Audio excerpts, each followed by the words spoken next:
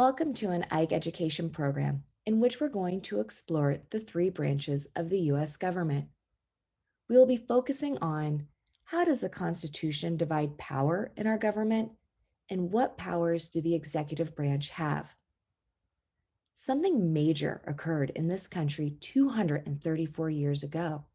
It was the signing of the U.S. Constitution, which is the supreme law of our land. The Constitution is a huge document, so we're going to be breaking it down and looking at just the first three articles, which talk about the three branches of government. Then we're going to learn about the powers of the executive branch. Prior to the Revolutionary War, there was a wealthy group of men who united the 13 colonies to fight for their independence from Great Britain. After the Revolutionary War and victory, these influential men created documents to provide the people of our new nation law and order. They first wrote the Articles of Confederation, but this failed because the central government really had no power to enforce any of the laws. So they went back to the drawing board in Philadelphia and created the U.S. Constitution on September 17, 1787, and it was ratified in 1788. These men who are responsible for the construction of the Constitution are known as our founding fathers. These are just some of the big name guys. Can you name any of our famous founding fathers? Have you ever heard of George Washington? I'm sure you have. There was also Alexander Hamilton, Ben Franklin, John Adams, Samuel Adams, Thomas Jefferson, James Madison, John Jay, and there were even others. Dwight D. Eisenhower was not one of the founding fathers. This young boy who you see here did not have a say in what went into the U.S. Constitution. He did, however, grow up to lead the executive branch as the 34th President of the United States. It was the ideas of the Constitution that he commanded hundreds of thousands of troops to put their lives on the line to uphold this document in World War II. And it was the laws in this document that he swore to enforce as President of the United States. The Constitution is the framework for our country's government and forms the relationship of our federal government, which is the government in Washington, D.C., that makes laws and looks over the country as a whole nation, with state governments and citizens. The preamble of the Constitution describes the purpose of the document and the government. Remember, the Constitution is a huge document, so today we're going to be focusing on just the first three articles. These articles explain how the Constitution used safeguards when handing out power throughout different branches of the government, so no one branch would have too much power. These three branches are the legislative branch, executive branch, and judicial branch. Why do you think the founding fathers divided the government powers into three branches? If your answer had something to do about the 13 colonies just gaining our independence from Great Britain, who was ruled by a king, one guy, yeah, you're absolutely right. They wanted to make sure that not one person or one group had too much power in ruling our government. So let's look at these safeguards that were put into the Constitution. The first one was the separation of powers.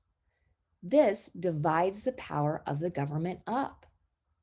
The second safeguard to help run our federal government would be the use of checks and balances.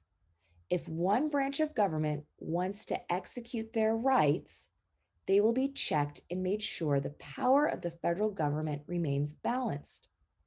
To keep balance, all branches of government continues to have equal power. Let's look into each of these branches to learn about their power. Article 1 is all about the legislative branch. The legislative branch gets to make the laws. This branch is Congress, which is made up of the House of Representatives and the Senate. This beautiful building is our nation's Capitol building and home to Congress. I want you to find the American flag on the left-hand side of the building. This part of the Capitol building is where the Senate works. Does anyone know how many senators there are in the US? There are 100.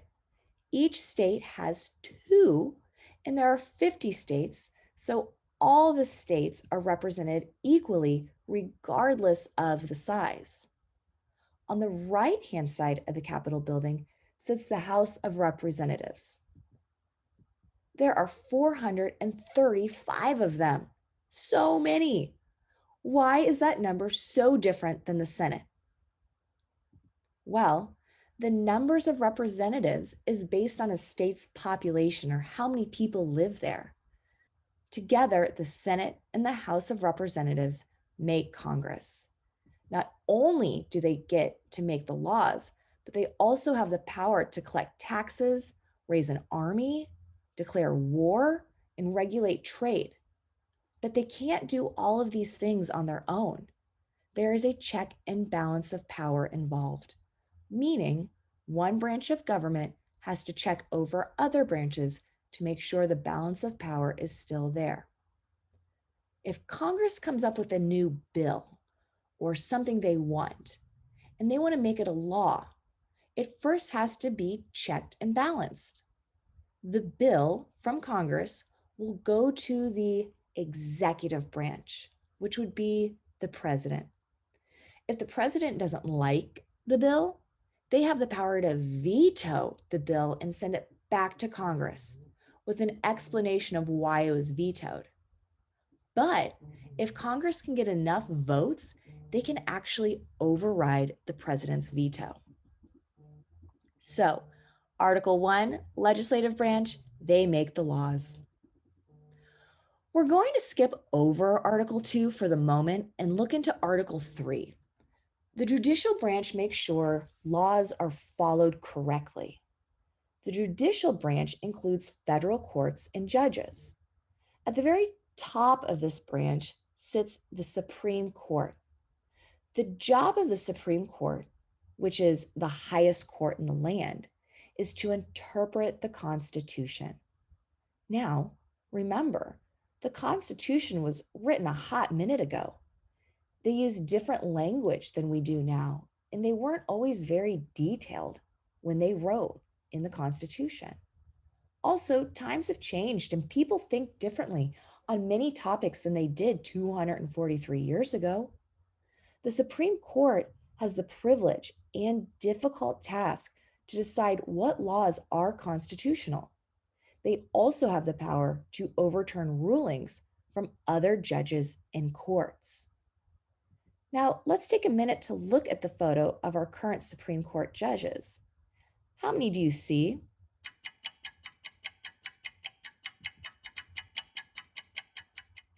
9. You're absolutely correct. Why do you think it's an odd number? Well, you're right. They make decisions. They can't have a ruling and have equal decisions. There has to be an odd number of judges for decisions to be made. Does anyone know how you become a Supreme Court justice? You're nominated by the president, who is the head of the executive branch, and then confirmed by the Senate, which is the legislative branch. That would be an example of checks and balances. President Biden nominated Ketanji Brown Jackson to fill Stephen Breyer's seat on the U.S. Supreme Court. The Senate confirmed her nomination and she was sworn in on June 30th, 2022.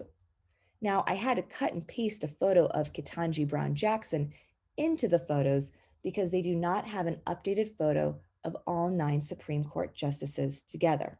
Now, we are covering the executive branch, which is in Article 2.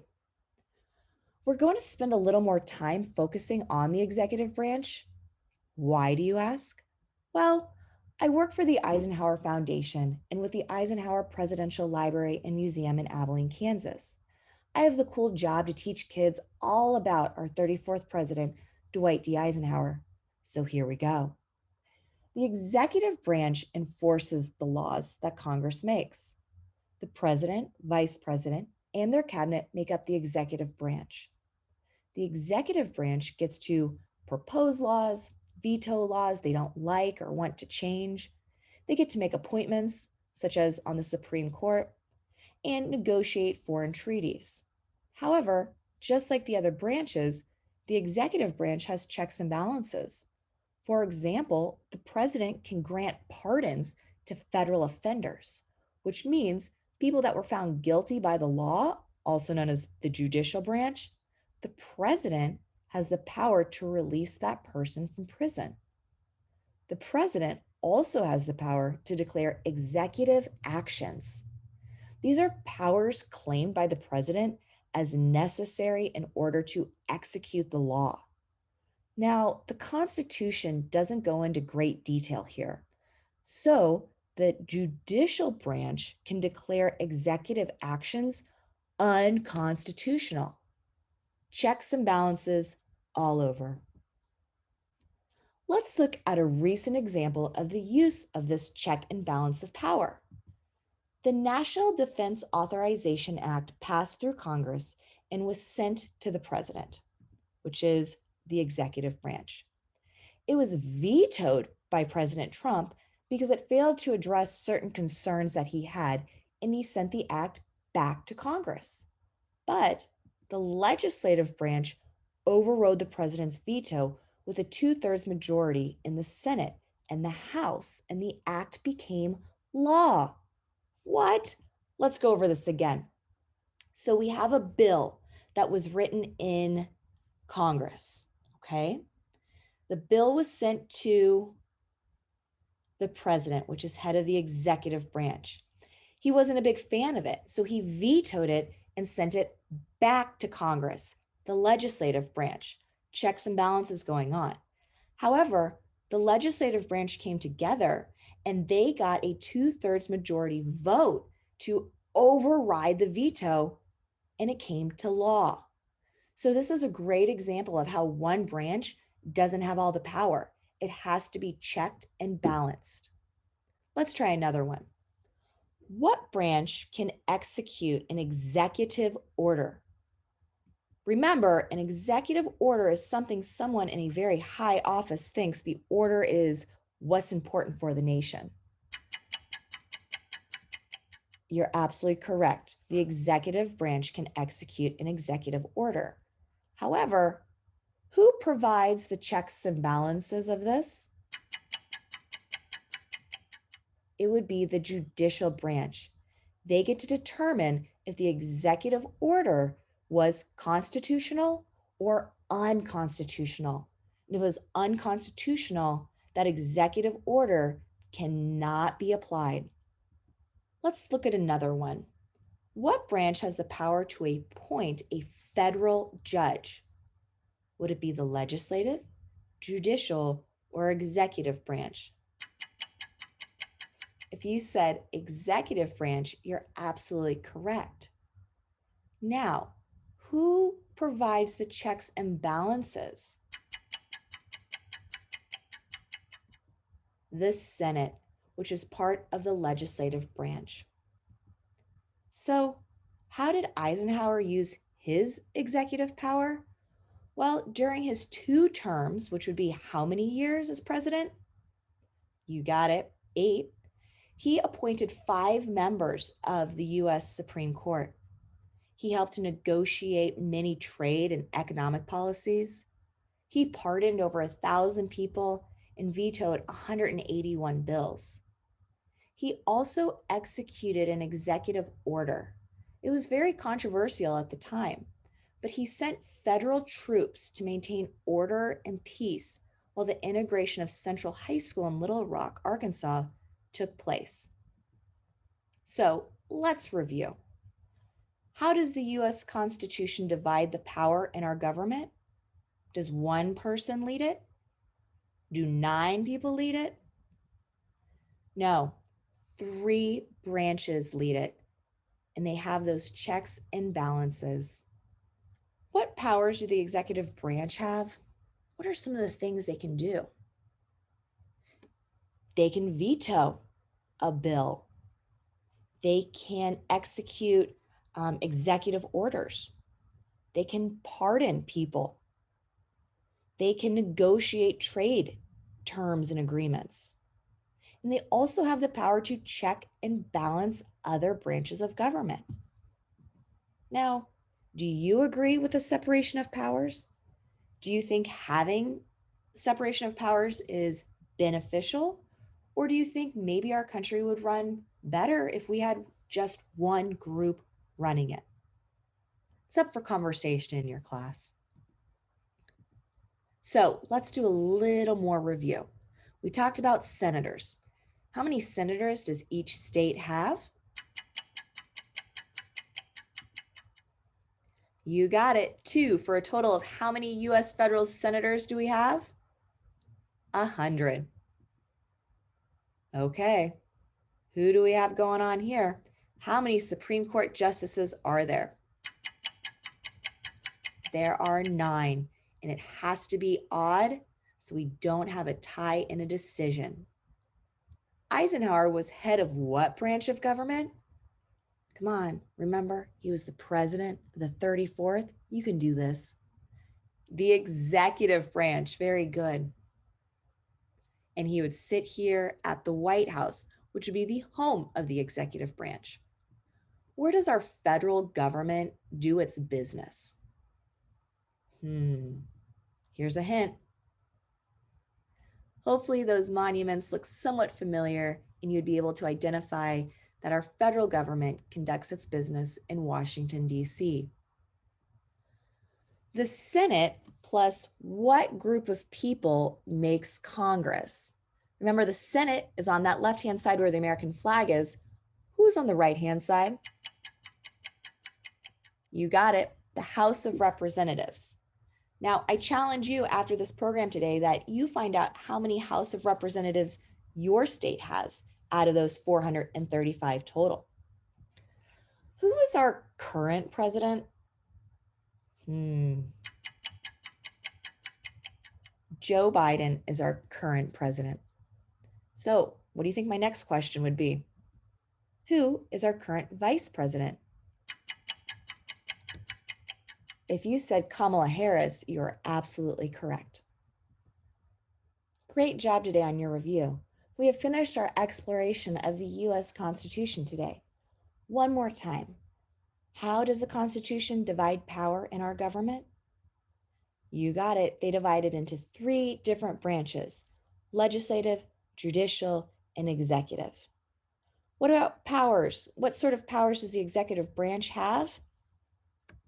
Well, they get to veto those laws, appoint judges, negotiate trades and treaties, grant pardons, and declare executive actions. I hope you all have a better understanding about the 3 branches of government of the United States.